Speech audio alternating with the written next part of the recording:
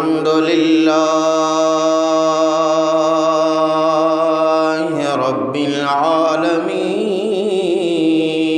वल आक़िबतु लिल मुत्तक़ीन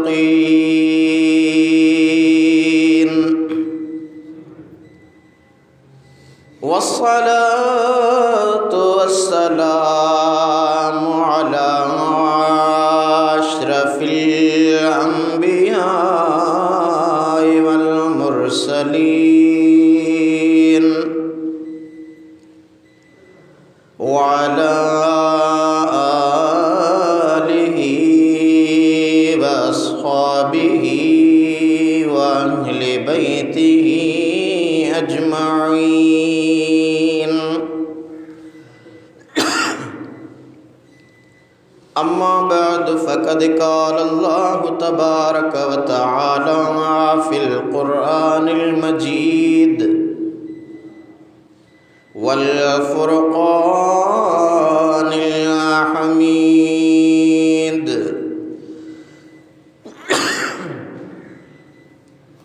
फ़अऊज़ु बिल्लाहि मिनश शैतानिर लईनिर रजीम। बिस्मिल्लाहिर रहमानिर रहीम।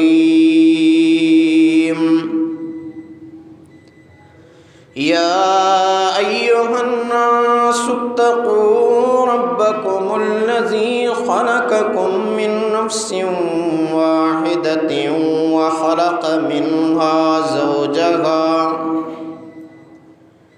वबस्स मिन्हुम्मा रिजालन कसीरन व निस्साअ।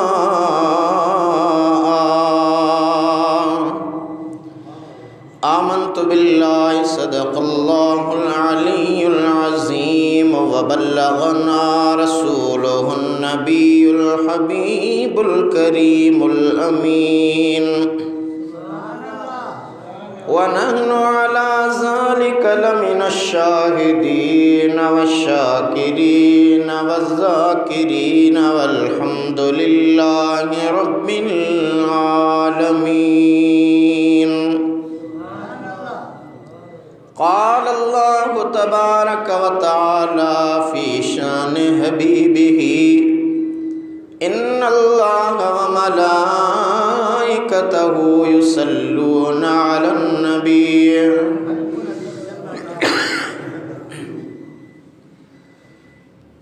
या अय्युहल्लज़ीना आमनू सल्लु अलैहि व सल्लिमू तस्लीमा। अल्लाहुम्मा सल्लि व सल्लिम व बारिक अला सय्यिदिना व मौलाना मुहम्मदिन व अला आलिहि व अस्हाबिहि व अहलि बैतिहि अजमईन। बंदे परवरदिगारम उम्मते अहमद नबी सल्लल्लाहु अलैहि वसल्लम दोस्त दारे चार यारम ताबौलादे अली मज़हबे हनफिया दारम मिल्लते हज़रत खलील ज़ेर साए गौसे आज़म खाक पाए हर वली।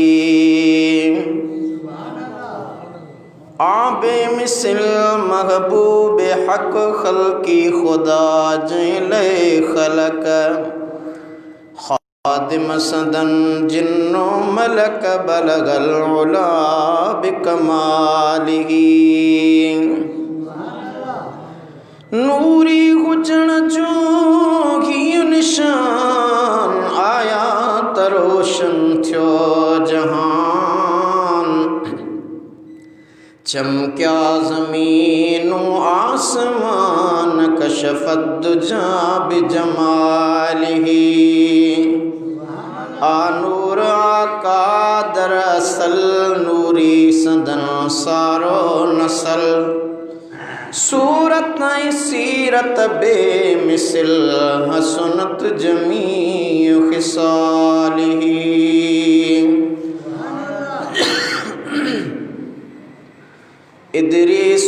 उन जो ग़ुलाम आ पढ़ंदो सलातो सलाम आ। ही विरद सुबह शाम आ। सल्लू अलैहि वालिही। अल्लाहुम्मा सल्लि अला सय्यिदना व मौलाना मुहम्मद व अला आलिहि व अस्हाबिहि व अहले बैतिहि अजमईन। बरादरान इस्लाम, वाजिबुल एहतराम मुसलमान भाइरों, दोस्तों, अजीज़ों, बुजुर्गों, रब्बे कायनात अज़्ज़ व जल जे पाक किताब कुरान मजीद फ़ुरक़ान हमीद जी सूरह निसा मझां हिक आयत सगोरी जो थोड़ो हिस्सो तिलावत कयो आ। उन आयत सगोरी जे मद्दे नज़र अज अव्हां जे साम्हूं आका रहमत वारे हबीब सल्लल्लाहु ताला अलैहि व आलिहि वसल्लम जी हिक अहम सुन्नत जैके पाण निकाह चऊं था, रुख़्सती वारी रस्म के शादी चऊं था, कुरान पाक इन जे मुतालिक छा फरमायो आ, अहादीस मुबारक में मुझे आका रहमत वारे हबीब छा फरमायो आ। अज इन अहम मौज़ूअ ते अवां जे साम्हूं कुछ ॻाल्हियूं अर्ज़ रखण जो इरादो अथम। हमेशा मुझी कोशिश हूंदी आ त हुकूकुल्लाह ते त हर को ॻाल्हाए, पर हुकूकुल इबाद असांजे ज़िंदगीअ जा जेके मरहला आहिनि उन हवाले सां भी असांखे ॼाण हुअणु खपे त असांखे अल्लाह ताला जी रज़ा लाइ मुस्तफ़ा करीम सल्लल्लाहु अलैहि वसल्लम जे फरमान मुताबिक ज़िंदगी कीअं गुज़ारणु खपे। दोस्तान गिरामी, इंसान अव्वल हज़रत सैयदना आदम अलैहिस्सलाम आ। जॾहिं अल्लाह ताला खेसि जन्नत में पैदा फरमायो, सब नेमतुन इनामन इकरामन सां अल्लाह ताला खेसि माला माल कयो। उन्हीअ जे बावजूद बि हज़रत आदम अलैहिस्सलाम खे पंहिंजे जोड़ ऐं जिन्स जी ज़रूरत महसूस थी। अल्लाह तबारक व तआला इंसान अवल हज़रत आदम के पंहिंजे पाक कुदरती हथन सां पैदा फरमायो। रूह के मलाइकन खां सजदो करायो, जन्नत जे अंदर रहायो, मलाइकन के उन सां मोहब्बत ऐं उन्स पैदा फरमायो। जन्नत जे अंदर रहण जे बावजूद भी हज़रत आदम अला नबीना अलैहिस्सलातु वस्सलाम जे दिल जे अंदर एक ख्वाहिश पैदा थी, या रब्बुल आलमीन मां अकेलो आहियां।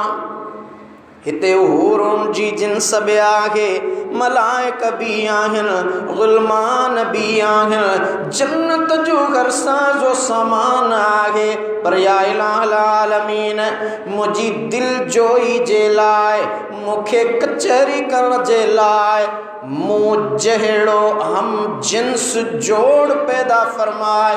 अल्लाह ताला जे दरबार में ख्वाहिश ज़ाहिर कई। जॾहिं हज़रत आदम रब्बे कायनात जी दरबार में ख्वाहिश जो इज़हार फरमायो, अल्लाह ताला खेसि निंड ॾिनी ऐं निंड जे ग़लबे में जॾहिं निंड में आरामी थियो, संदसि खाबी पासराटीअ मां अल्लाह तबारक व तआला हज़रत बीबी हवा के पैदा फरमायो। अल्लाह ताला जो कुरान करीम तो फरमाए, या अय्युहन्नासु तक़ू रब्बकुमुल्लज़ी खलक़कुम मिन नफ्सिन वाहिदह व खलक़ मिनहा ज़ौजहा व बस्स मिनहुमा रिजालन कसीरन व निसा।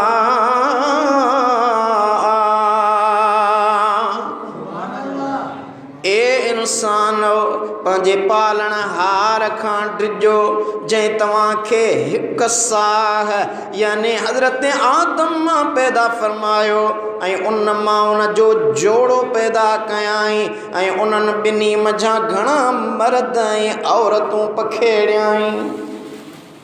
अल्लाह ताला क़ुरान करीम जे अंदर वाज़े ॿुधायो त पहिरियों साह रूह हज़रत आदम जो आयो, उन मां हज़रत बीबी हवा जो आयो, उन्हनि ॿिन्ही मां रब काइनात जे क़ुरान करीम ॿुधायो दुनिया काइनात जे अंदर अल्लाह तबारक व तआला केतिरा ई मर्द ऐं औरतूं पैदा फरमायूं।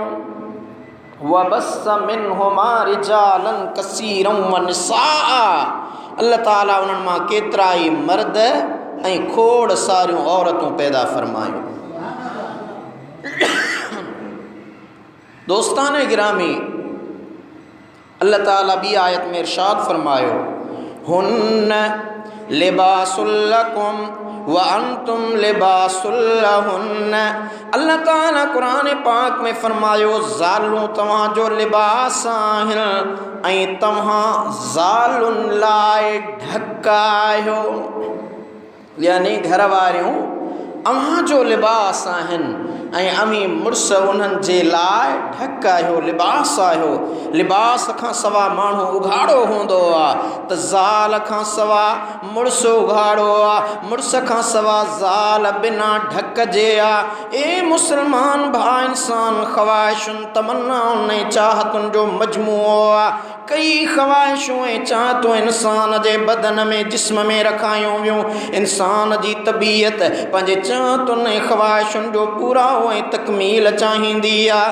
इन रंग ऐं बूई जी दुनिया में अल्लाह रब्बुल आलमीन इंसान जी हर ख़्वाहिश जे पूराए जो सामान जोड़ायो आहे। इंसानी तबीयत में जेकॾहिं उञ रखाई वई, अल्लाह तबारक व तआला उन जे पूराए लाइ पाणी पैदा फरमायो। जेकॾहिं इंसान जी तबीयत में बुख रखाई वई आहे त अल्लाह रब्बुल आलमीन उन ख़्वाहिश जे पूराए लाइ तरह के ताम अनाज ऐं मेवा पैदा कया। जेकॾहिं इंसान जी तबीयत में अल्लाह ताला जिनसी ख़्वाहिश जो मादो रखायो आहे त उन ख़्वाहिश जे पूरे लाइ रब्बुल आलमीन पाक मर्दनि लाइ औरतुनि लाइ मर्द पैदा कया, जीअं उहे जाइज़ तरीक़े सां रहमत वारे हबीब नबी नामदार जी सुन्नत ते अमल कंदे पंहिंजे चाहतुनि जी तकमील कनि। हर ख़्वाहिश जी पंहिंजी घुर्जा। बुख खे मानी खपे, उञ खे पाणी खपे, बदन खे आराम खपे, ज़ाल खे मुड़ुस खपे, मुड़ुस खे ज़ाल खपे। उञायल माण्हू खे सोन चांदीअ जा ढेर ॾियो त बि उनखे न वणंदा, उहो चवंदो अदा मूंखे उञ लॻी आहे, पाणी पीआरियो। मर्द जवानीअ जे जोश ऐं वहीअ जे पूर में आहे या औरत जवानी जे जोभन में आहे, उनखे सोन में सुरूर न ईंदो, लटनि में लुत्फ़ न ईंदो, तबीयत पंहिंजी ख़्वाहिश जो पूराओ चाहींदी आहे। दोस्तान गिरामी, अल्लाह जो क़ुरान पढ़ंदा हलूं। रब्बुल आलमीन जी ज़ात बाबरकात इरशाद फरमायो व मिन आयातिही अन खलक़ लकुम मिन अनफुसिकुम अज़वाजन लितस्कुनू इलैहा वजअल बैनकुम मवद्दतन व रहमह। अल्लाह ताला सूरह रूम जे अंदर इरशाद फरमायो 21 पारे में, ऐं हीअ ॻाल्हि बि अल्लाह ताला जे निशाननि मां आहे जो तव्हां जे जिन्सुनि मां तव्हां लाइ जोड़ पैदा कयईं, जीअं उन्हनि मां आराम लहो ऐं तव्हांजे दरमियान हिक ॿिए में मोहब्बत ऐं रहमत पैदा कयईं। अल्लाह जो कलाम ॿुधाए रहियो आहे वाज़े तौर त अल्लाह ताला जूं कई निशानियूं दुनिया में आहिनि, पर इहा बि हिकु निशानी आहे जो जिन्स मां अव्हां जहिड़ी जिन्स हज़रत आदम मां बीबी हवा के पैदा फरमायो वियो। इन जे लाइ जो अल्लाह जो क़ुरान तो फरमाए लितस्कुनू इलैहा, उन्हनि मां अव्हां आराम लहो, वजअल बैनकुम मवद्दह, ऐं तव्हांजे दरमियान हिक ॿिए में मोहब्बत पैदा कयाई, वरम, ऐं रब्बुल आलमीन अव्हां ॿिन्ही जे दरमियान मोहब्बत ऐं रहमत पैदा फरमाए छॾी। मुसलमानो, औरत जी तख्लीक अल्लाह ताला जे निशानन मां निशानी आ जो मर्दन जे आराम ऐं सुकून लाए मर्दन जे इंसानी जिन्स मां संदन जोड़ो पैदा कयई शिकिल सूरत सागी इंसानी रखई कंहिं ॿी जिन्स जानवरन उठन घोड़न जी जिन्स मां पैदा करे हा त कॾहिं बि जोड़ न मिले हा सोबत उल्फत ऐं उन्स पैदा न थी सघे हा सुकून हासिल न थी सघे हा छो त रब्बुल आलमीन क़ुरान पाक में फरमायो हुन्ना लिबासुल लकुम व अंतुम लिबासुल लहुन्न ज़ालूं तव्हां लाइ सुकून ऐं राहत आहिनि तव्हीं उन्हनि लाइ सुकून ऐं राहत आहियो। अॻिते अल्लाह तबारक व तआला ॿी आयत में इरशाद फरमायो हुवल्लज़ी ख़लक़कुम मिन नफ्सिन वाहिदतिन व जअल मिन्हा ज़ौजहा लियस्कुन इलैहा।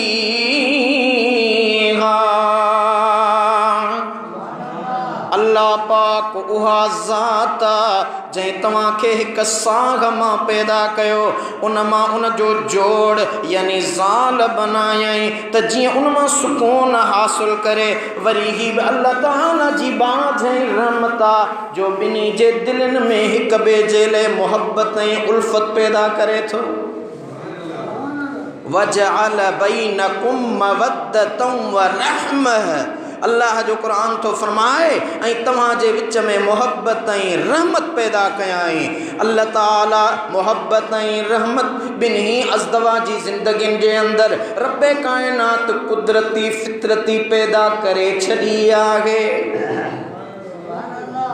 मुसलमान दोस्तान गिरामी ॾिठो वियो जेकॾहिं पाण अंदाज़ो लॻायूं ज़ाल ओभर जी आहे मुड़ुस ओलह जो आहे न ज़ात न सिफ़ात न मिटी न माइटी पर जॾहिं हिक ॿिए सां निकाह थींदो आहे कुदरती तरह पाण में मुहबत पैदा थी वेंदी आहे। मुड़ुस जे ॾुख ते ज़ाल जे अखियुनि मां लुड़क वहंदा आहिनि ज़ाल जी तकलीफ़ मुड़ुस खे रुआरे विझंदी आहे इहे पाण में हिकु जान दो काल बणिजी वेंदा आहिनि उन्हनि जा ॾुख सुख गॾियल हूंदा आहिनि। मुड़ुस परे वञे थो त ज़ाल राहूं निहारींदी आहे ज़ाल जी जुदाई मुड़ुस खे ग़मगीन बनाईंदी आहे या अल्लाह ताला जी कुदरत रहमत ऐं रब जी निशानी नाहे त ॿियो छा आहे। अल्लाह जो क़ुरान सचो आहे। अल्लाह से फरमायो या निशानी आहे वो ख़ुदा जी। कंहिं दाना चयो त ज़ाल बिना ज़िंदगी कहिड़ी के वरी कम हिम्मत जन ज़ाल जी मुहब्बत उल्फत जो ज़ाइको न चखियो उहे चवंदा आहिनि त ज़ाल चाकू आहे जेको ज़िंदगी खे कटे रहियो आहे। दोस्ताने गिरामी इहा सोच गैर इस्लामी गैर शरई आहे। अचो त मां इन जो जवाबु अव्हां खे आका रहमत वारे हबीब जे फ़रमान मां ॾियां।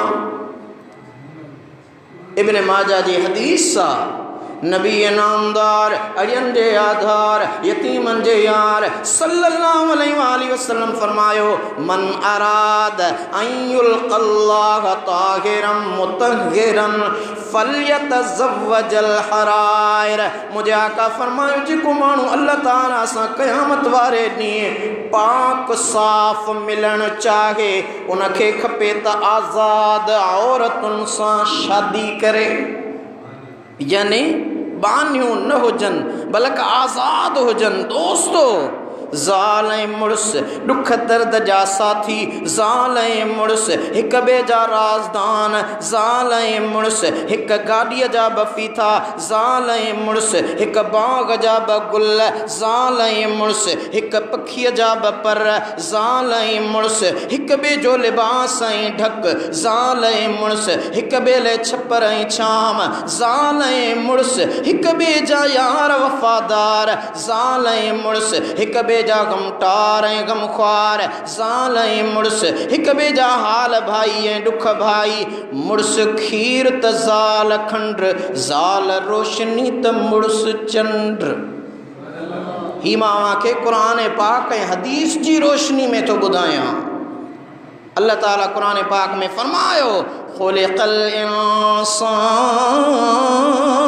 ज़ईफ़ा इंसान कमज़ोर पैदा कयो वियो आहे। क़ुरान पाक तो ॿुधाए हज़रत सफ़ियान सूरी रहमतुल्लाह अलैह फरमायो, इंसान जी कमज़ोरी कहिड़ी आहे जॾहिं मर्द औरत खे ॾिसे या औरत मर्द खे ॾिसे सब्र नथा कनि। इहा ई इंसान में कमज़ोरी, ऐं उहा कमज़ोरी अल्लाह जो क़ुर थो फरमाए त रब्बुल आलमीन इंसान में पाण रखाई आहे। हाणे इन में उनजी हिकमत आहे, पैदा करण वारो उहो, ख़ालिक उहो, मालिक उहो, रज़ाक उहो, ॾियण वारो उहो, निपाइण वारो उहो, पालण वारो उहो। दोस्ताने गिरामी, अवां अल्लाह जे क़ुर पाक जूं आयतूं ॿुधियूं। हाणे रहमत वारे हबीब जी हदीस खे पढ़ूं। पहिरीं मूं अव्हांखे हदीस पाक ॿुधाई जंहिंमें मुंहिंजे आका रहमत वारे हबीब सल्लल्लाहु ताला अलैहि वसल्लम फरमायो त जेको माण्हू अल्लाह ताला सां क़यामत वारे ॾींहुं पाक साफ़ मिलणु चाहे थो त उनखे खपे त उहो निकाह करे, शादी करे, ख़ुदा जी दरबार में पाक साफ़ थी अल्लाह सां मुलाक़ात थींदो। हबीब फरमायो, हुब्बिब इलैया मिन दुनिया अन्निसाउ वत्तय्यिब वजुइल कुर्रतु ऐनी फिस्सलाह। नसाई जी बयान कयल हदीस आहे। मुझे रहमत वारे हबीब मदीने वारे मीर फरमायो, सारी दुनिया जे शयुनि मां मूंखे 3 शयूं वधीक प्यारियूं आहिनि। हुज़ूर जंहिंसां प्यार कनि त इहा ख़ुशकिस्मती आहे। ऐं अल्लाह से क़ुरान में फरमायो, मुंहिंजे महबूब जी ज़िंदगी में अव्हां लाइ बहितरीन नमूनो आहे। जीअं मुंहिंजे महबूब ज़िंदगी गुज़ारी आहे, लक़द कान लकुम फ़ी रसूलिल्लाहि उस्वतुन हसन, ईअं अव्हां ज़िंदगी गुज़ारियो, मुंहिंजे महबूब जी ज़िंदगी में अव्हां लाइ सुठो नमूनो आहे। त हाणे उन मदीने वारे मीर, पैगंबरनि जे पीर सल्लल्लाहु अलैहि वसल्लम फरमायो त सॼी दुनिया जे शयुनि मां हुब्बिब इलैया मिन दुनिया, पूरी दुनिया जूं जेकी बि शयूं अल्लाह ताला ख़लक़ियूं न, उन्हनि मंझां 3 शयूं मूंखे वधीक प्यारियूं लॻियूं। महबूबनि खां सहाबा अर्ज़ करे पुछो, या रसूल अल्लाह, कहिड़ियूं 3 शयूं जिन सां अव्हां प्यार कयो था? मुंहिंजे आका फरमायो, अन्निसाउ वत्तीब वजुइल कुर्रतु ऐनी फिस्सलात। सभ खां पहिरियों घर वारियूं, ज़ाल घर वारी मूं रसूलुल्लाह खे ॾाढी वणंदी आहे। निकाह अन निकाह मिन सुन्नती फमन रग़िब अन सुन्नती फलैस मिन्नी। मुंहिंजे आका फरमायो त निकाह मुंहिंजी सुन्नत आहे, ऐं जेको मुंहिंजो उम्मती इन सुन्नत खे अदा नथो करे उहो मूं मंझां नाहे। रसूलुल्लाह उनखे उम्मती हुजण मां ई ख़ारिज कनि था। हुज़ूर फरमायो, इहा मूंखे पसंदि आहे जो को शरई हदुनि में रहंदे निकाह करे थो, शादी करे थो। हुज़ूर फरमायो, मूं रसूलुल्लाह खे इहो अमल पसंदि आहे। 2 नंबर ते मुंहिंजे आका फरमायो त अतुर, ख़ुशबू। मुंहिंजे आका सल्लल्लाहु अलैहि वसल्लम फरमायो, वत्तीब, अतुर मखिण, ख़ुशबू लॻाइण जिस्म जे। हालांकि हुज़ूर रहमत वारे हबीब जा त अतुर बि मुहताज हा। पाण करीमन जो पसीनो मुबारक बि रहमत हो, खुशबूदार हो। माशूक दुनिया जा पर पाइने, हिक मुर्क हबीब जे मट नागिने, खणी मुश्क खथूरियूं मण लाइने, पर पाक पसीने मट नागिने। हुज़ूर जो पसीनो ई मुश्क अंबर खां वधीक मुअत्तर हो। पर रसूलुल्लाह तव्हां असांजे लाइ तइलीम ॾिनी, तरबियत ॾिनी, सबक़ ॾिनो त ख़ुशबू मखे पंहिंजे जिस्म खे पाक ऐं साफ़ रखंदा कयो। अव्हां अशरफुल मखलूक़ात आहियो, अव्हां जे जिस्म मां कंहिंखे बदबू न अचे, खुशबू भली अचे पर बदबू न अचे। आका फरमायो, इहो अमल मूं रसूलुल्लाह खे पसंदि आहे। ऐं 3 नंबर ते मुंहिंजे रहमत वारे हबीब फरमायो, वजुइल कुर्रतु ऐनी फिस्सलात। मुंहिंजे अखियुनि जो ठार निमाज़ आहे। मुझे नेणनि जी थधाण निमाज़ में रखाई वई आहे। मां चाहियां थो त निमाज़ पढ़ंदो रहां, मुंहिंजा नेण ठरंदा रहनि। ताजदार दो आलम सल्लल्लाहु अलैहि वसल्लम जी ज़ात बाबरकात फरमायो, मिस्कीना मिस्कीना मिस्कीना वो मर्द जंहिंखे ज़ाल नाहे। ही केर तो फरमाए? मदीने वारो साईं फरमायो, मिस्कीना मिस्कीना मिस्कीना वो मर्द जंहिं वटि ज़ाल नाहे, जंहिंजो निकाह चल नाहे। रहमत वारे हबीब के सहाबन अर्ज़ कयो, या रसूल अल्लाह, पोइ भली खणी मालदार हुजे, मिल्कियत वारो हुजे, ज़र वारो हुजे, ताजिर हुजे, ज़मींदार हुजे, अमीर हुजे? हुज़ूर रहमत वारे हबीब फरमायो, उहा औरत मिस्कीना, उहा औरत मिस्कीना, उहा औरत मिस्कीना जंहिंखे मुड़ुस नाहे। वरी सहाबन अर्ज़ कयो, या रसूल अल्लाह, भली खणी मालदार ऐं दौलतमंद हुजे? मुंहिंजे रहमत वारे हबीब ॿिन्ही जो गॾियल जवाब ॾींदे फरमायो त हा, भली खणी मालदार ऐं दौलतमंद छो न हुजे, पर मूं रसूलुल्लाह जी नज़र में उहो मिस्कीन आहे जेको हूंद जे बावजूद ताक़त कुवत रखंदे निकाह नथो करे, शादी नथो करे। मां रसूलुल्लाह उनखे सुञो थो सॼां। दोस्तान गिरामी, मालूम थियो त दरअसल शाहूकार ऐं खुशहाल उहो आहे जंहिंखे रफ़ीक हयात हुजे, पर जे ज़ाल नाहे त दौलत हूंदे बि उहो मिस्कीन आहे। माल माया धन धज शाहूकारी नाहिन, पर हाल भाइण ज़ाल नेक फ़ाल मिले त उहा वॾी दौलत आहे। इन तरह औरत बि हक़ीक़त में शाहूकार उहा आहे जंहिंखे हाल भाई मुड़ुस हुजे। अल्लाह ताला जी वॾी नेमत आहे, ईमान उन खां पोइ वॾे में वॾी नेमत आहे। ज़ाल नेक सालेह ऐं फर्मा बरदार हुजणु इहा ख़ुदा जी अज़ीम नेमत आहे। अचो हुज़ूर खां पुछूं। मदीने वारे आका फरमायो, इन्नमा दुनिया मताउन वलैस मिन मताइ दुनिया शैउन अफ़दलु मिनल मरअति सालिहा।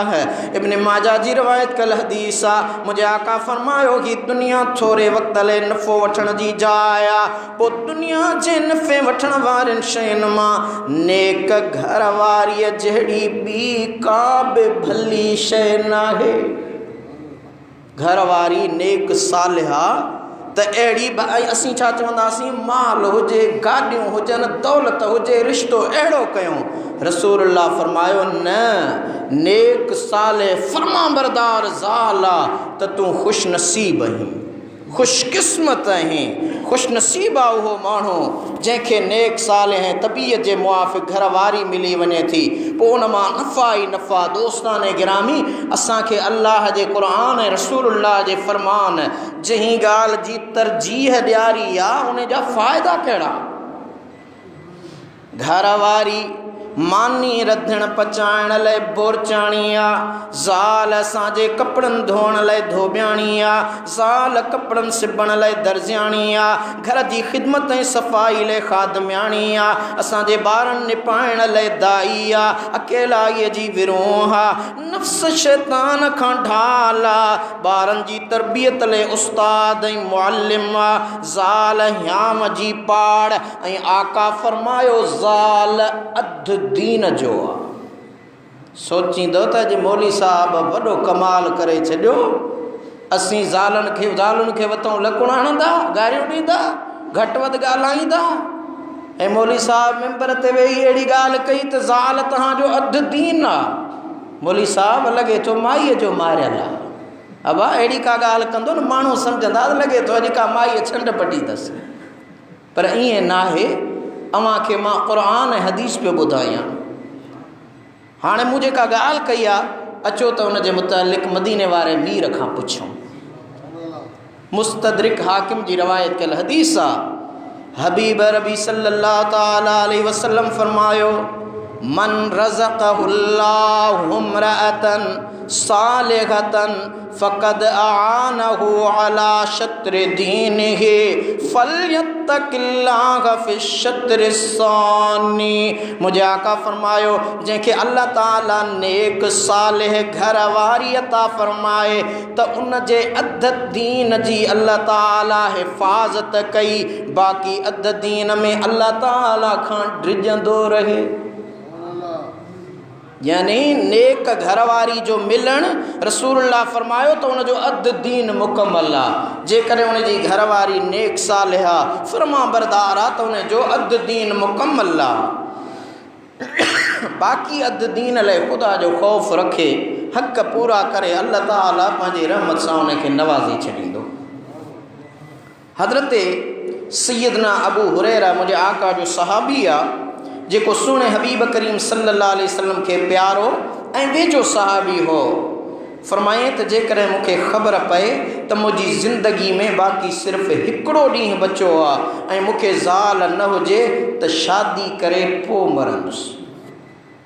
सहाबी रसूल तो फरमाए त जेकॾहिं ज़िंदगीअ जो हिकिड़ो ॾींहुं आख़िरी ॾींहुं आहे, मूंखे केरु ॿुधाए त मां शादी करे पोइ मरंदुसि, छो त मूंखे प्यारे महबूब सल्लल्लाहु अलैहि वसल्लम ॿुधायो ऐं मूं ॿुधो रहमत वारे हबीब फरमायो शिरारुकुम अज़ाबुकुम, तव्हां मां सभिनी खां बुछड़ा उहे आहिनि जेके छड़ा आहिनि।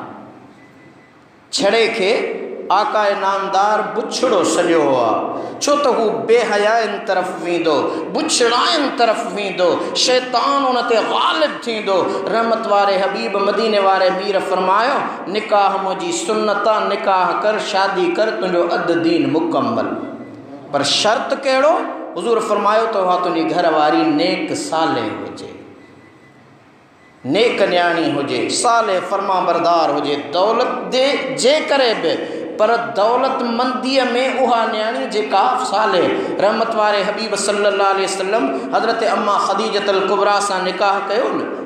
पहिरीं हुज़ूर जी घरवारी दौलतमंद हुई ऐं नबी नामदार सल्लल्लाहु अलैहि वसल्लम अॼुकल्ह आहे त बाबा घरवारी पई नौकरी करे, मुलाज़मत करे, कारोबार करे, कारोबार त नबी नामदार जी घरवारी बि कयो थिए न।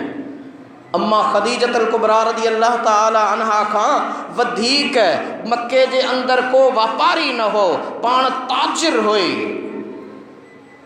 ऐं तिजारत जो तजुर्बो रखंदड़ हुई। पर ताजिर, तिजारत, मालदार हुअण सां गॾोगॾु नेक साले बि हुई। रहमत वारे हबीब सल्लल्लाहु अलैहि वसल्लम उन जे अख़लाक़ ऐं किरदार खे ॾिसी करे हुज़ूर उन सां निकाह करण फरमायो। हालांकि अम्मा ख़दीजतुल कुबरा उमिरि में हुज़ूर साईं खां वॾी ही, वॾो फ़र्क़ु हो, पाण 25 सालनि जा हा ऐं अम्मा ख़दीजतुल कुबरा रज़ी अल्लाह ताला अन्हा जी उमिरि 40 साल हुई। उमिरि जी तक़ाज़ा खे न ॾिसो, रहमत वारे हबीब असांजे लाइ रस्तो आसान करे छॾियो आहे। हदीस पाक ॿुधो, अन्न रसूलुल्लाह सल्लल्लाहु अलैहि वसल्लम नहा अनित तबत्तुल। इब्न माजा जी हदीस मुंहिंजे आका फरमायो सल्लल्लाहु अलैहि वसल्लम जन छड़े रहण खां मना फरमाई आहे त जे अवां में वुसअत आहे, ताक़त आहे, ही उन्हनि लाइ जेके शादीअ खां इनकार कयो वेठा आहिनि। मदीने वारे फरमायो ख़बरदार ख़बरदार, तुम्हें ताक़त भी आहे, वुसअत भी आहे, शरई उज़ुर भी ना है त निकाह कर, शादी कर। ख़ुलिक़ल इंसान दईफ़ा, कुरान तो फरमाए इंसान ज़ईफ़ पैदा कियो वियो आहे। हज़रत मुजाहिद फरमायो त ज़ईफ़ जो मक़सदु इहो आहे त इंसान खां इन मुआमले में सब्र न थी सघंदो ऐं हू गुनाहनि जे तरफ़ राग़िब थींदो। शादी करण हबीब करीम जी सुन्नत आहे। अन्निकाहु मिन सुन्नती फमन लम यअमल बिसुन्नती फलैस मिन्नी। आका फरमायो निकाह करण मुंहिंजी सुन्नत आहे, जंहिं मुंहिंजी सुन्नत खां मुंहुं मोड़ियो उहो मुंहिंजी जमायत मां ई नाहे। हज़रत हबीब करीम सल्लल्लाहु अलैहि वसल्लम जवाननि खे मुखातिब थींदे फरमायो, पर के जवान अहिड़ा बि हुया जेको अॻ में बि मूं अर्ज़ु कयो न त रस्ते सां दरवेश अल्लाह जो नेक बांडो वतायो फ़क़ीर पे वियो कंहिं हमराह माईअ खे पे लठियूं हुयूं। फ़क़ीर मथां पहुतो माण्हुनि पे ॾिठो त अलाए लोका वञी माईअ खे छॾाईंदो। वताए फ़क़ीर वञी 2-3 लठियूं माईअ खे वाहे कढियूं। माण्हुनि परेशान थी विया, हैरान फ़क़ीर त हुनखे एॾो लठियूं फ़क़ीर वहायूं त उन जो मुड़ुसु जेको पहिरियां माईअ खे मारे पियो पुछईं फ़क़ीर छा लाइ मारियो थी मुंहिंजी माईअ खे? चए तूं छो पियो लठियूं हणीसि? चई मां त मुड़ुसु आहियां। चए तूं मुड़ुसु आहीं, मां वरी तोखे भाड़ियो थो नज़र अचां? जे तूं मुड़ुसु माण्हू आहीं त मां बि मुड़ुसु माण्हू आहियां। त अहिड़े मुड़ुसु माण्हूअ जे लाइ नबी नामदार सल्लल्लाहु अलैहि वसल्लम मना फरमाई आहे। ऐं जवाननि जे लाइ आका फरमायो या माशर शबाब मन इस्तताअल बाअत फलियतज़व्वज। ए नौजवाननि जी जमायत, तव्हां मां जेके कुवत रखनि था, सग रखनि था, उहे निकाह कयो। फ़इन्नहु अग़द्द लिलबसर व आसन लिलफ़र्ज व मन लम यस्तति फ़अलैहि बिस्सौम फ़इन्नहु लहु विजाउ। बुखारी शरीफ़ जी हदीस आहे। मुंहिंजे आका फरमायो इन जे लाइ त उहो निगाह खे हेठि रखे थो, शर्मगाह जी तमामु हिफ़ाज़त कंदड़ आहे। पर जेको निगाह जी सघन नथो रखे उनखे लाज़िम आहे त रोज़ा रखे, छो त रोज़ा रखण उन जी इन कुवत बर्दाश्त कंट्रोल जो ज़रियो आहिनि। फरमायो ग़रीब आहे न, सघ नथो रखे, पीउ मां नथा परणाइनि, मिसकीन आहिनि या अकेलो आहे, यतीम आहे। आका फरमायो त रोज़ा रखे गुनाहनि जी ढाल आहे, गुनाह खां बची पवंदो। हज़रत अम्मा आयशा सिद्दीक़ा मोमिननि जी माउ थी फरमाए सोना हबीब करीम सल्लल्लाहु अलैहि वसल्लम फरमाईंदा हुआ तज़व्वजुन निसाए यतियकुम बिल अमवाल। ज़ालुनि सां निकाह कयो, शादी कयो, तव्हां वटि माल दौलत आणी ॾियूं, यानी बरकत पैदा थींदी। दोस्तों, पंहिंजे अज़ीज़ क़रीबनि में जेकॾहिं नेक साले रिश्तो मिले त अव्वल हक़ आहे त उन मां शादी कयो, पोइ धारियुनि ॾांहुं वञो। मुंहिंजे आका जो फ़रमान थो तव्हांखे ॿुधायां, अन्ना के हो फ़ी क़ौमिही कल मौशब फ़ी दारिही। तबरानी जी रिवायत कल हदीस आहे। मुंहिंजे आका फरमायो पंहिंजी क़ौम मां शादी करण वारो ईअं आहे जीअं को पंहिंजे घर में गुल ॿूटा पोखींदड़ हुजे। पंहिंजनि मां निकाह करण, शादी करण जी रसूलुल्लाह तरग़ीब ॾियारी आहे, फरमायो आहे। हज़रत नबी करीम सल्लल्लाहु अलैहि वसल्लम फरमायो एसि ताईं क़यामत क़ाइमु न थींदी जेसि ताईं तव्हां में रंगीन मज़ाजी पैदा न थिए। तव्हांजो हिकु माण्हू कंहिं धारी औरत सां सिर्फ़ु उन जे माल ऐं दौलत जे करे शादी करे, यानी हुज़ूर फरमायो या क़यामत जी निशानी आहे त कंहिं औरत जी तव्हां मिल्कियत ॾिसी, सिर्फ़ु मिल्कियत ॾिसी, दौलत माल ॾिसी शादी कयो। ऐं हुज़ूर फरमायो इन जे बावजूदि जो उन वटि पंहिंजे चाचे जी न्याणी मौजूदु हुई ऐं उन ॾांहुं नज़र बि नथो करे, मामे जी न्याणी मौजूदु हुई, घर जो क़राबतदारी जो रिश्तो मौजूदु हो। मदीने वारे आका फरमायो पंहिंजी माइटियाणी अज़ीज़ क़राबतदार खे छॾे ॿिए हंधि ख़वाहिश करण वारो, नबी साईं फरमायो क़यामत जी निशानी आहे, ईअं न कयो। आका फरमायो तना कहो तुक्सिरू फ़इन्नी उबाही बिकुमुल उमम यौमल क़ियामत हत्ता बिस्सकत। हुज़ूर पाक सल्लल्लाहु अलैहि वसल्लम जी हदीस आका फरमायो निकाह कयो, घणा थियो त मां तव्हांजी घणाईअ ते ॿियनि उम्मतुनि ते फ़ख़ुरु कंदुसि ऐं क़यामत वारे ॾींहं तां जो किरियल ॿार, हुज़ूर फरमायो त उहा मुंहिंजी उम्मतियाणी जंहिं जो कच्चो ॿार किरी पवे थो, हमल ज़ाया थिए थो। हुज़ूर फरमायो क़यामत जे ॾिहाड़े मां अल्लाह जी दरबार में सिफ़ारिश करे उहो किरियल ॿार बि पंहिंजे उम्मतीअ जे नाते सां ख़ुदा जी दरबार में पेश कराईंदुसि। उहो बि ज़ाया न हूंदो, छो त हिक वजूद जे अंदरि मां जे बदन जे अंदरि उहो ॿार आयो आहे, तख़लीक़ थी आहे, पोइ किन सबबनि जे करे जेकॾहिं ज़ाया थियो आहे। मदीने वारे मीर फरमायो क़यामत जे ॾिहाड़े मां रसूलुल्लाह सल्लल्लाहु अलैहि वसल्लम अर्ज़ कंदुसि मुंहिंजा मौला इहो बि मुंहिंजो उम्मती आहे, ज़ाया न थिए, मुंहिंजी उम्मत में वाधारो कर। अल्लाह ताला उनखे बि सुहिणी सूरत ॾेई मूं मुस्तफ़ा जे साम्हूं आणींदो, छो त मासूम ॿार जन्नती आहे ऐं इहे सभु जन्नती माण्हुनि में वाधारे जा सबब थींदा। हज़रत उमर फारूक रज़ी अल्लाह ताला अन्हु फरमायो शादी करण खां सिर्फ़ 2 शयूं रुकावट हूंदियूं आहिनि, या आजिज़ हुजनि या बदकार हुजनि। हज़रत अब्दुल्लाह बिन मसूद रज़ी अल्लाह अन्हु फरमायो जेकर मूंखे मालूम थी वञे त मुंहिंजी उमिरि में सिर्फ़ 10 ॾींहं बचा आहिनि तॾहिं बि आउं शादी करे पोइ मरण खे सुठो सम्झां थो। अल्लाह ताला जे अॻियां छड़ो वञणु पाण खे सुठो नथो सम्झां। हज़रत बशर हाफ़ी रहमतुल्लाह अलैह अल्लाह जो बरगुज़ीदो बंदो हो। पहिरियां शराब जो कारखानो हुयुसि, शराब जो वापारी हो, ठाहींदो बि हो, खपाईंदो बि हो त पीअंदो बि हो। हिकु ॾियारे रस्तो वठी पियो वियो, रस्ते में वेंदे कागज़ जे टुकड़े ते नज़र पई लिखियल आहे बिस्मिल्लाहिर रहमानिर रहीम। हीअं जो नज़र पियसि त रहमान रहीम अल्लाह जो नालो हेठि पियो आहे। हुयो त पंहिंजे मस्तीअ में मस्त, पर अल्लाह ताला जे उन पाक नाले खे सुञाणे चुम्मी ॾेई अखियुनि ते रखी घर आयो। मथां ई जाइ ते सुहिणी ख़ुशबू लॻाए उते रखी चई तुंहिंजी जाइ इहा आहे, हूअ न आहे। हज़रत हसन बसरी उन दौर जो वॾो कामिल वली हो। अल्लाह ताला फरमायो ए इमाम हसन, ए सोना हसन बसरी जी मुंहिंजा मौला वञी करे बशर हाफ़ीअ खे पंहिंजे रंग में रंग।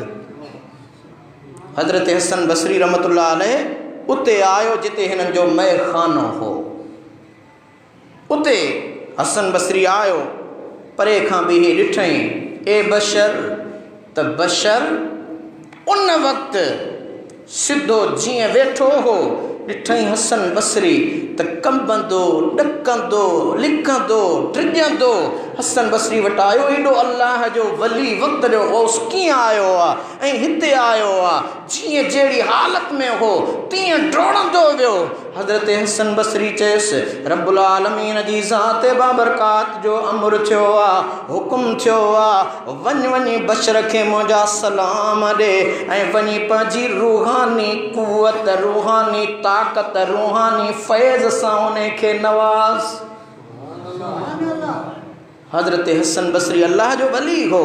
उन पंहिंजे करामात ऐं कशफ जे ज़रिए हज़रत बशर हाफ़ी खे ते जॾहिं निगाह फरमाए, काॾे विया शराब, काॾे विया नशा, काॾे वियूं ग़लतकारियूं, जेको आम बदकारी जे अंदरि हलण वारो इंसान हो, अल्लाह जे इस्म जो अदब ऐं एतराम करण जे सदके रब्बुल आलमीन जी ज़ात उनखे एतिरो त मक़ाम ऐं मर्तबे वारो फरमायो जो पाण त वली बणिजी वियो, पर पंहिंजी विलायत जो फैज़ ऐं वंड ॿियनि में बि वंडण लॻो। बशर हाफ़ी, हाफ़ी अरबी में चवंदा आहिनि पेरें उघाड़े खे, ए बशर चप्पल पा, बूट पा, गर्मी आहे सर्दी आहे? चई न। छो? चई जहीं महल मुंहिंजे यार जो परवरदिगार जो न्यापो आयो हो, सनेहो आयो हो, हज़रत हसन बसरी आयो हो, मां उथी वञी करे पेरें उघाड़े उन सलाम जो जवाब ॾिनो हो। हाणे जहीं यार जो न्यापो, जहीं अंदाज़ सां मूं ॿुधो आहे, ज़िंदगी में कॾहिं बि जुती न पाईंदुसि। दोस्तो मुसलमानो, शराब जो कारोबार कंदड़, खपाईंदड़, विकिणंदड़ सिर्फ़ अल्लाह ताला जे इस्म जो अदब थो करे। ए नौजवानो, ख़ुदा खे मञो, इन कुदी रस्म खां बचो। अव्हां इहो अमल करे रात जे वक़्तु घर अचो, अव्हां ॾिसो अवां जी जीजल अम्मा अवां खे उन कैफ़ियत में ॾिसे ऐं पोइ माउ जी दिलि छा थी चवे पंहिंजे लाइ फ़ैसिलो तव्हां पोइ कयो। अवां नंढा तोड़े वॾा पाण पंहिंजो पाण फ़ैसिलो कयो। उहा अमड़ जंहिं जे क़दमनि में ख़ुदा जन्नत रखाई आहे, उहा अमड़ जंहिं जो नाराज़ पोइ ख़ुदा जो नाराज़ पोइ आहे। तूं इन अमल सां उन अम्मा जीजल जे साम्हूं आहे, पोइ उते कैफ़ियत मालूम कर त मुंहिंजी अम्मा जंहिं मुंहिंजा कुंह मुट धोता नंढपिण में पालियो, सियारे जी सर्दीअ में पेशाब कंदो हुउसि त उन बिस्तरे ते पाण सुम्हंदी हुई, मूंखे सुकल बिस्तरे ते सुम्हाइण वारी हुई। जॾहिं मुंहिंजी केरु पर घोर लहण वारो न हो तॾहिं मुंहिंजी जीजल अम्मा मूंखे निपाए वॾो कयो। हाणे तूं ॾिस त उन जीजल अम्मा खे तूं इन कैफ़ियत में पसंदि अची थो या नथो अचे। पोइ पंहिंजे ज़मीर खां पाण फ़ैसिलो वठि। ए नौजवान, अॼु तूं थो इहो अमल करीं, सुभाणे तुंहिंजो औलाद इहो अमल अपनाईंदो। तूं पोड़ो खट ते पियो हूंदे, जॾहिं तुंहिंजो औलाद इन अमल सां ईंदो तोखे तॾहिं ख़बर पवंदी त काश मूं पंहिंजी ज़िंदगी हीअं ज़ाया छो करे छॾी। जेको पोखींदे सो लुणंदे, पोखींदे वोण फुटिन जे बदिरां कणिक कोन लुणंदे, पोखींदे सारियूं जुअर कोन लुणंदे। जेको तूं अॼु पोखी थो इहो तूं पंहिंजी औलाद ॾांहुं पंहिंजे ईंदड़ नस्ल जे लाइ हिकिड़ो पैगाम थो छॾीं। ख़ुदा करे ईअं न थिए जो तुंहिंजो इहो अमल तुंहिंजे ईंदड़ नस्लनि में क़ाइमु थी वञे। पोइ इज़त ग़ैरत दीन इस्लाम क़ुर मुंहिंजे आका जी हदीस आहे। हुज़ूर फरमायो जॾहिं इंसानु नशे आवर शयूं वापराईंदो आहे, ख़ासि करे शराब त हराम आहे, वापराईंदो आहे न त शराबीअ खां ईमान निकिरी परे वञी बीहंदो आहे। जे नशे में मरी वियो त उहो काफ़र थी मरे थो। तूं पंहिंजे लाइ पाण फ़ैसिलो कर। त उन हज़रत बशर हाफ़ी जी ॻाल्हि पे कयमि। उन फरमायो पाण एॾी विलायत ते मनसब ते फ़ाइज़ हुआ, दुनिया मां लॾे विया, छॾे विया, गुज़ारे विया। कहीं माण्हूअ ख़्वाब में ॾिठो ऐं पुछऊं त ए बशर ॾे हाल अहवाल, अल्लाह ताला तोसां कहिड़ो मामिलो कयो। अर्ज़ु कई अल्लाह ताला मूंखे बख़्शे जन्नत में मोकिलियो, मुंहिंजा दर्जा तमामु घणा बुलंद ऐं बाला थिया, पर जेको शादीशुदा माण्हुनि जो दर्जो हो उन ताईं मां न पहुची सघियुसि। शादीशुदा एॾो अल्लाह जो कामिल वली थो फरमाए त जेके निकाह वारा हा एॾे विलायत ऐं मनसब मिलण जे बावजूदि मां उन शादीशुदा मर्दनि जे मदे मुक़ाबिल न पहुची सघियुसि। अल्लाह ताला जा हबीब फरमाइनि था मिन अफ़ज़ल शफ़ाअत ऐं यशफ़अ बैनल इस्नैन फ़िन निकाह, सभ खां बहितरीन सिफ़ारिश मर्द ऐं औरत जे विच में निकाह करण जी सिफ़ारिश आहे। आका फरमायो मन तज़व्वज लिल्लाह तज़व्वजहुल्लाहु ताजल मुल्क, जेको अल्लाह जे राज़ी करण लाइ निकाह करे त अल्लाह उनखे क़यामत जे ॾिहाड़े बादशाही ताज पाराईंदो। ख़ुदा उनखे ताज पाराईंदो। ही केर थो फरमाए? मुंहिंजो आका रहमत वारो हबीब मदीने वारो मीर। आख़िरी हदीस ॿुधो। अन्नबी हुरैरत रदियल्लाहु अन्हु क़ाल क़ाल रसूलुल्लाह सल्लल्लाहु अलैहि वसल्लम तुनकिहुल मरअत लिअरबअतिन लिमालिहा वलिहसबिहा वलिजमालिहा वलिदीनिहा फज़फुर बिज़ातिद्दीन तरबत यदाक। मुस्लिम शरीफ जी हदीस आहे। मदीने वारे आका फरमायो औरत सां शादी चैन वसफ़ुनि जे सबबु कई वेंदी आहे। सभ खां पहिरियों उन जे माल और दौलत जे सबबु आहे ऐं उन जे घराणे जे सबबु आहे। यानी मालदार आहे पर ख़ानदान भलो नाहे तॾहिं बि उन हदीस जे पूराए ते नाहे। जे माल दौलत वारी आहे त उन जे ख़ानदान खे ॾिसो, उन खां पोइ उन जे सूंहं जे सबबु ऐं उन सां गॾोगॾु मदीने वारे आका फरमायो त रुगो माल दौलत ऐं सूंहं ॾिसी न भुलिजो। फज़फुर बिज़ातिद्दीन तरबत यदाक, उन जी दीनदारी खे ॾिसो त हू फर्मा बरदार केतिरी आहे, नेक साले केतिरी आहे ऐं दीन जे अंदरि उन जी केतिरी भलाई आहे। त अल्लाह तबारक व तआला असां अवां खे पंहिंजे पाक कलाम मुक़द्दस ऐं पंहिंजे महबूब आका रहमत वारे हबीब सल्लल्लाहु ताला अलैहि वसल्लम जे फ़रमान ते अमल करण जी तौफ़ीक़ अता फ़रमाए। ही अज़दवा जी ज़िंदगी जा ताल्लुकात जेके क़ुरान पाक में लिखिया पिया आहिनि, हदीसुनि में लिखिया पिया आहिनि, ज़रूरत आहे त असीं उन खे बि मुताले कयूं, उन खे बि ॿुधूं त असांखे घर जी ज़िंदगी कीअं गुज़ारणु खपे, पंहिंजी ज़िंदगी जा बहितर उसूल कीअं